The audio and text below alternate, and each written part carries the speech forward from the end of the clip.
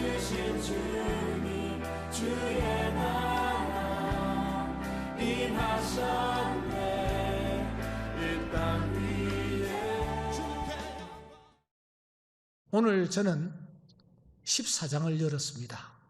12장부터 구원받은 자는 어떻게 살아가야 되느냐라는 주제 하에서 진정한 영적 예배자인가? 오늘 이 시대를 과연 어떻게 읽고 있는가? 더 나아가 권력자들에게 어떤 태도를 취해야 하는가? 우리는 정말 벗어야 할 것을 벗었는가? 입어야 할 것을 입고 살아가고 있는가? 더 나아가 우리가 응거주춤하게 껴입고 있지는 않은가? 이런 도전을 우리가 받으면서 여기까지 이르렀습니다. 그리고 또 하나 오늘 중요한 과제를 만나는 것입니다. 그것은 예수를 믿는 사람으로서 먹는 것을 어떻게 생각해야 되느냐, 나를 어떻게 생각해야 되느냐 하는 중요한 문제를 우리가 맞닥뜨리게 됩니다. 사실 이 두 가지 문제는 당시 신앙생활하던 성도들 간에 아주 뜨거운 감자였습니다. 특히 로마 교회가 그러했습니다. 로마 교회는 아시는 대로 로마인들과 유태인들이 뒤섞여 있었습니다. 이들이 겉으로 볼 때는 한 예수를 믿고 있죠. 그리고 한 믿음을 가진 것처럼 보이죠. 그리고 한 성령 안에서 세례를 받아 하나가 되어 있는 듯해 보입니다. 그런데 실상은 그렇지 않았습니다. 한쪽은 정복자가 아닙니까? 한쪽은 식민지 백성입니다. 한쪽은 이방인이 아닙니까?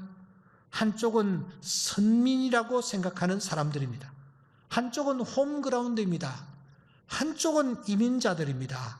그러니까 이 두 그룹은 달라도 너무 다른 구성원들이었습니다. 그야말로 물과 기름 격이었습니다. 그냥 쉽게 일제강점기에 저 일본의 중심부인 도쿄에 교회가 하나 세워졌는데 그 교회에 일본인들과 우리 조선인들이 함께 한 교회를 이루어가고 있다라고 생각하면 됩니다. 때문에 평소에는 그냥 편안하게 잘 지냈습니다만 어떤 문제가 하나 탁 불거지면 서로 간의 이해관계가 충돌했습니다. 이런 로마 교회 위에 그 머리 위로 먹는 문제라는 이 폭탄이, 나라의 문제라는 폭탄이 투하됐습니다. 신앙인으로서 이것을 먹는 것이 과연 옳은 일인가? 신앙인으로서 일주일 중에 과연 어느 날을 거룩히 지켜야 하는가 하는 문제 말입니다. 이 두 가지 문제 앞에서 그때 유태인 크리스찬, 그러니까 유대인으로서 예수를 믿게 된 사람들은 어떤 입장을 취했더랬습니까? 이들은 아주 강했습니다. 예수를 믿지만 성경에 정한 음식이 있고 부정한 음식이 있지 않는가? 예수 믿는 사람으로서 이 정한 음식과 부정한 음식을 가려서 먹어야 하는 것이 정당하다. 이것이 하나님을 믿는 하나님의 자녀들이 가져야 할 태도다. 이 부분에 대해서 흔들림이 없었습니다. 그럴 것이 그들은 어렸을 때부터 이 율법의 엄한 부분을 잘 지키며 여기까지 이르렀기 때문에 그 습관, 그 생각, 그 고정관념을 깨뜨릴 수가 없었던 것입니다. 다니엘이 느부갓네살 왕에게 뽑혔습니다. 왕은 환관장들로 저 친구들에게 왕의 산의 진미를 갖다 먹이라고 명령하죠. 그때 다니엘이 환관장에게 요청합니다. 우리에게 채식만 주십시오. 그리고 한 열흘 동안 채식만 주어서 먹게 한 후에 한번 테스트를 해봅시다. 환관장이 열흘 동안 저들에게 채식만 먹입니다. 그런데 열흘 후에 그 결과가 어떻게 나타났습니까? 채식만 고집했던 이 다니엘의 얼굴이 더 아름답고 더 윤택하고 더 좋아 보였습니다. 이렇게 채소만 먹었던 다니엘과 그의 친구들에게 어떤 일이 일어났습니까? 7배나 뜨거운 풀무불 속에서도 하나님은 이 젊은이들을 구원해 주셨습니다. 굶주린 사자들이 여러분 으르렁대는 사자굴 속에 다니엘이 던져졌지만 그 사자굴 속에서 이 다니엘이 건짐을 받았습니다. 이러한 사실을 유대인들은 어렸을 때부터 다 배워서 익히 알고 있습니다. 그들은 이렇게 생각합니다. 하나님 앞에서 채소만 먹었더니 은총을 입는구나.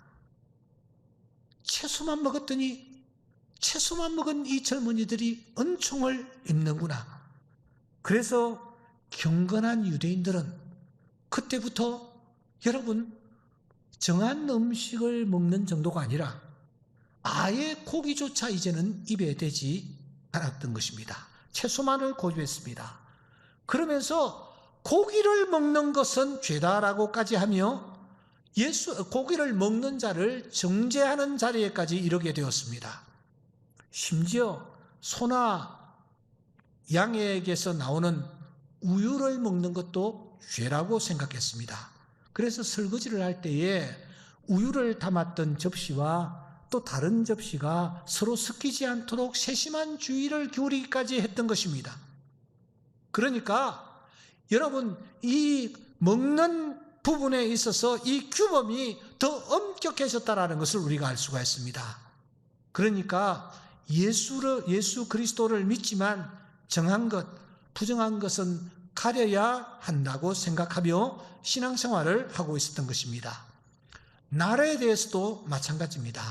유대인들이 안식일을 얼마나 소중하게 생각했는지 우리는 잘 알고 있습니다. 미시나나 또 탈무드의 내용들의 거의 전부가 안식일을 어떻게 지킬 것에 대한 규범입니다. 그만큼 안식일을 소중하게 지켰습니다. 그야말로 생명을 걸고 지켰습니다. 어렸을 때부터 이 안식일 하나만은 하나님 앞에서 포기할 수 없는 중요한 규례였습니다. 맞춤옷처럼 그래서 몸에 배어 있었습니다. 이날은 여느 날과는 다르다. 특별한 날이다. 이렇게 중히 여겼습니다. 그러다가 이 사람들이 예수를 믿게 됩니다. 예수를 믿었지만 그들은 안식일을 지켜오던 지금까지의 습관에서 벗어나지를 못했습니다. 그러니까 어느 날이 더 중하냐, 어느 날이 더 기묘하냐, 어느 날에 모여야 되느냐 하는 이 부분에 있어서 치열한 논쟁이 교회 안에 있었던 것이 분명합니다. 여러분 14장 5절에도 어떤 사람은 이날을 전날보다 더 낮게 여기고 또 어떤 사람은 모든 날을 같게 여겼다. 그런 표현을 썼습니다. 그러니까 로마 교회 내에서 어떤 사람은 안식일날 모이자. 아니다. 어떤 사람은 다 같은 날이다. 그러니 안식 후 첫날, 주일날 모이는 것이 더 의미가 있지 않느냐. 이런 논쟁이 교회 안에 있었다라는 것입니다. 그런 상황에서 유대인 크리스찬들은 먹는 문제, 다시 말하면 정한 것과 부정한 것을 가려서 먹어야 한다. 예수 믿은 이후에도 그것만은 포기할 수가 없다. 예수 믿는 사람들도 안식일 날 모여야 한다. 안식일이 얼마나 중요한 날인지 아느냐? 신앙생활이란 무엇인가? 무엇을 먹느냐 하는 문제다. 신앙생활이란 무엇인가? 어느 날 모이느냐 하는 문제다. 먹는 문제에 있어서 부정한 것을 먹지 않냐고, 정한 것을 먹는 것이 신앙생활이다. 안식일날 모이는 것이 신앙생활이다. 이 두 가지를 어떻게 지키느냐를 보면 그 사람의 신앙 상태를 알 수 있다고까지 생각한 것입니다. 반면에 이방인 신자들은 그 반대의 입장입니다. 야, 정한 음식, 부정한 음식이 어디 있느냐? 디모데전서 4장 4절의 말씀대로 감사함으로 받으면 버릴 것이 없잖아. 뭐가 정한 음식이며 뭐가 부정한 거냐? 그래서 이 교회 내에 이 두 가지 문제가 아주 뜨거운 감자 이슈가 되어서 서로를 갈라놓고 있었습니다. 자칫하면 교회가 쪼개지는 지경에까지 이를 수 있는 지경에 이르렀습니다. 교회 사가였던 웰처 박사는 당시의 상황을 이렇게 소개합니다. 교회에서는 오랫동안 초기의 제도와 명령에 대해 논쟁하느라고 암흑에 쌓인 채 분열을 일삼아 왔다. 그러니까 이 사람들은 이 두 가지 문제가 대단히 중요한 문제요. 우리의 신앙인들의 목숨이 걸린 문제라고 생각했다라는 것입니다. 그러자 바울이 오늘 이 편지를 통해서 첨예하게 대립되어 있는 이 두 가지 문제에 대해 자신의 입장을 피력하고 있습니다. 어떻게 입장을 피력합니까? 2절입니다. 어떤 사람은 모든 것을 먹을 만한 믿음이 있고 믿음이 연약한 자는 채소만 먹느니라. 5절을 한번 읽겠습니다. 어떤 사람은 이 날을 저 날보다 낮게 여기고 어떤 사람은 모든 날을 같게 여기라니. 그 다음 굉장히 중요합니다. 다 같이 시작. 각각 자기 마음으로 확정할지니라. 좀 더 이 본문을 유심히 살펴볼 필요가 있습니다. 자, 본문을 자세히 한번 보세요. 바울은 첨예한 문제를 가지고 갈려있는 이 로마 교회 성도들을 향하여 야, 한쪽이 옳구나, 한쪽이 그르구나 이렇게 하지 않습니다. 한 번 더요. 한쪽이 옳다, 한쪽이 그르다 그렇게 하지 않는다라는 거예요. 또 이 문제 앞에서 그렇게 하는 것은 죄를 범하는 것이야, 그건 죄가 아니야, 이렇게도 하지 않는다라는 거예요. 더 나아가 바울은 그건 진리야, 그건 비진리야 이렇게 판정을 내리고 있는 것도 아니라는 것입니다. 과거의 습관과 율법을 못 버린 채 음식을 가려서 먹고 안식일을 고집하는 유대인 크리스찬들이야말로 믿음이 약한 자라고 말합니다. 음식이나 날에 구애받지 않고 있는 이방인 신자들이 오히려 믿음이 강한 자라고 합니다. 왜냐하면 이들은 옛날의 규례와 법규와 전통과 습관에 섞어서나 자유하는 믿음을 소유하고 있기 때문이라는 것입니다. 우리가 어떻게 이해해야 합니까? 폴 주이트 박사는 주일의 참뜻이라는 책에서 시원한 답을 우리에게 던져줍니다. 그는 이렇게 말합니다. 음식이나 날의 문제는 주님이 오시기 전 그림자처럼 잠깐 허락되었던 규례에 불과하다.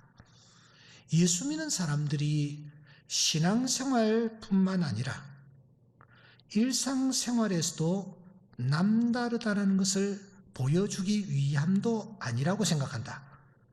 그렇다면 율법이 아닌 믿음으로 구원받는 새로운 길이 열린 지금에는 붙들고 있을 필요가 없는 낡은 관습은 아닐까. 그러니까 이분은 이렇게 얘기하는 것입니다. 과거의 이 간섭들은 예수님을 드러내기 위한 그림자에 불과하기 때문에 우리가 그러한 것들을 지킬 필요가 없다라는 것입니다. 다시 말하면 로마 교인들 사이에 첨예하게 불붙고 있는 이 문제들, 음식 문제, 그리고 나라의 문제는 그게 죄냐? 죄가 아니냐? 그게 옳으냐? 그게 그러냐? 그것이 진리냐? 그것이 비진리냐? 이게 아니라는 거예요. 다시 강조합니다. 그것은 진리도 그것은 죄도 아닙니다. 이 문제는 단순히 믿음이 좀 좋으냐? 그렇지 않으냐? 믿음이 강하냐? 믿음이 좀 약하냐 하는 문제 정도일 뿐이라는 것입니다. 쉽게 말씀드려서 먹는 문제, 나라의 문제는 본질적인 문제가 아니라 그것은 지엽적인 문제라는 것입니다. 그런데 그 문제가 마치 신앙생활의 전부인 양, 잣대인 양 어르렁대고 사생결단을 하고 있었던 것입니다. 이제 적용입니다. 우리는 어떻습니까? 오늘 우리는 어떻습니까? 우리 또한 믿음 생활하면서 사실 진리도 아니고 그렇다고 해서 죄도 아닌 것, 즉 비본질적인 문제를 가지고 우리가 다투며 정죄하고 있지는 않습니까? 과거의 전통이나 습관에서 굳어진 것들, 내 성격과 내 성향과 내 습관과 내 자라온 배경, 그것으로 만들어진 것을 진리인 양 생각하고 그것을 고집하며 우리가 살고 있지는 않는가 하는 것입니다. 사랑하는 여러분, 우리는 다 각각 다릅니다. 자라온 배경도 환경도 다릅니다. 우리가 신앙의 터전을 삼았던 교파도 다르고 교회들도 다릅니다.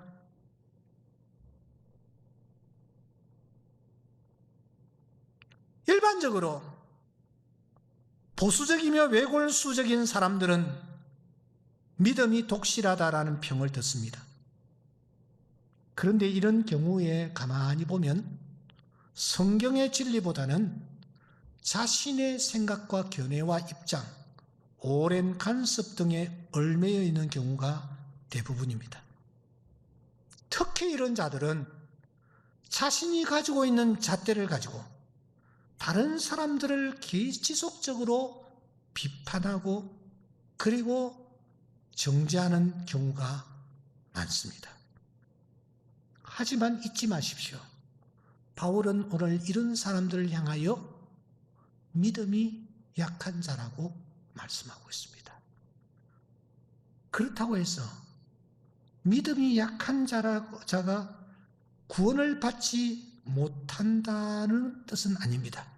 믿음이 있기 때문입니다.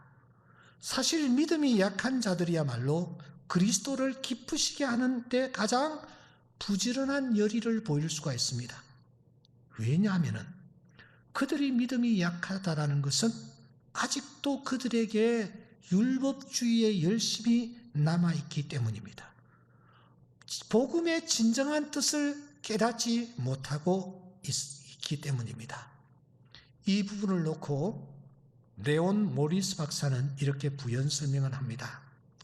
바울은 그리스도를 거의 믿지 않는 사람들을 두고 믿음이 약하다고 하지 않는다. 오히려 믿음으로 구원받는다는 진리에 내포되어 있는 행위의 참된 의미를 이해하지 못하는 이들이다. 곧 믿음으로 의롭다함을 받는다는 의미를 깨닫는 데 있어서 고기와 포도주 그리고 특정한 날들에 대한 질문은 아무런 관련이 없다라는 것을 이해하지 못한 사람들이다. 이제 저는 말씀을 맺으려고 합니다. 그렇다면 정말 믿음이 약한 자가 누군가? 바울이 지금 얘기하려고 하는 핵심이 무엇인가? 그것은 오늘 성경 행간에 숨어 있습니다. 바울은 이 행간 속에서 믿음이 정말 약한 자가 누구인가를 소개하는 것입니다. 바울은 조금 전에 믿음이 약한 사람이 누구냐? 음식을 정한 음식이냐 부정한 음식이냐를 가려서 먹는 사람이 믿음이 약한 사람이다. 믿음이 약한 사람이 누구냐? 이날을 저날보다 더 낮게 여기는 사람이 믿음이 약한 사람이다. 그런데 정말 믿음이 약한 사람이 도대체 누구인가? 그것을 행간에 숨겨놓고 있다는 것입니다. 행간을 들여다보십시다.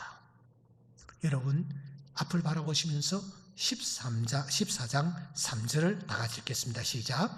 먹는 자는 먹지 않는 자를 없인 여기지 말고 먹지 않는 자는 먹는 자를 비판하지 말라. 이는 하나님이 그를 받으셨습니다. 이 속에 여러분 행간에 감춰져 있는 바울의 메시지, 정말로 믿음이 약한 자가 누구인지 발견하셨습니까? 발견하셨습니까? 아직 발견하지 못하셨다면 4절을 다시 읽으면서 여기에서 찾아봅시다. 시작. 남의 하인을 비판하는 너는 누구냐? 그가 서 있는 것이나 넘어지는 것이 자기 주인에게 있음에 그가 세움을 받으리니 이는 그를 세우시는 권능이 주께 있음이라. 발견하셨습니까? 발견하지 못하셨다면 10절을 다시 읽겠습니다. 시작. 내가 어찌하여 내 형제를 비판하느냐? 어찌하여 내 형제를 업신 여기느냐? 우리가 다 하나님의 심판대 앞에 서리라. 발견하셨습니까? 마지막으로 14장 12절입니다. 시작. 이러므로 우리 각 사람이 자기 일을 하나님께 직고하리라. 믿음이 약한 사람이 누구라고 말하고 있습니까? 남을 비판하는 사람입니다. 그것도 진리 문제 아닌 것을 가지고, 죄가 되지도 않는 문제를 가지고 비판하는 사람이다. 자신이 가지고 있는 잣대를 가지고 재단을 하는 사람이다. 너무 쉽게 이러쿵저러쿵 하는 사람이다. 너무 쉽게 입을 여는 사람이다. 그 사람이 믿음이 약한 사람이다 라고 말합니다. 남의 하인을 비판하는 너는 도대체 누구냐? 그가 서 있는 것이나 넘어지는 것이 자기 주인에게 있지 않느냐? 왜 형제를 업신 여기느냐? 우리 다 하나님 앞에, 하나님의 심판대 앞에 설 것 아니냐? 우리 각 사람 다 자기가 행한 일을 하나님 앞에 직고할 것이 아니냐? 이렇게 말합니다. 그러므로 우리는 남을 쉽게 비판하는 자리에서 우리는 내려와야 합니다. 내가 진보적일 수 있습니다. 그 관념으로 다른 사람을 정죄해서는 되지 않습니다. 내가 보수적이라고 해서 그 보수가 남을 재는 잣대가 되어서는 되지 않습니다. 심판은 하나님이 하실 것입니다.